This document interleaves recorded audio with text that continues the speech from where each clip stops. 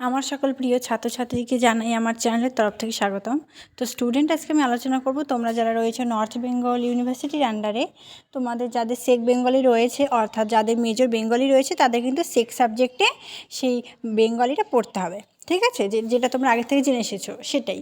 দেখো, তোমরা দেখো যে আমি আলোচনা করছি সেক বেঙ্গলি সিলেবাস। শিরোনাম বাংলা ভাষা উপস্থাপন। ঠিক আছে, প্রবন্ধ রচনা করতে হবে। প্রথমে দেখো রয়েছে প্রবন্ধ রচনা।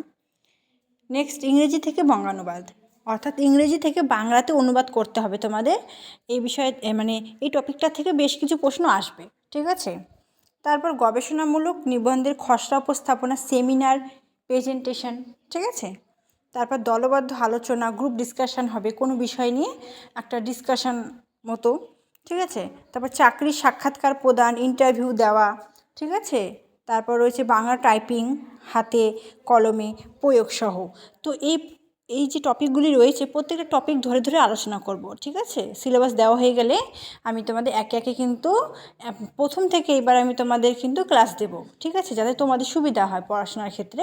যেহেতু তোমাদের একটু টাফ রয়েছে, কারণ মেজর তোমাদের 3টে পেপার পড়তে হচ্ছে, তেমন কোনো ব্যাপার না। তোমরা প্রথম থেকে পড়লে সেটা কিন্তু কভার আপ করে নিতে পারবে। অন্য কোন সাবজেক্টে তুমি সিলেবাস চাও সেটা অবশ্যই কমেন্ট করে জানাও। আমি চেষ্টা করব পরবর্তী ভিডিওতে সেই সাবজেক্টে সাজেশন আনার জন্য। ঠিক আছে, তোমরা বললে অবশ্যই আমি নিয়ে আসবো। তোমরা যেটা চাও সেটি অবশ্যই আমাকে আনতে হবে, তাই না?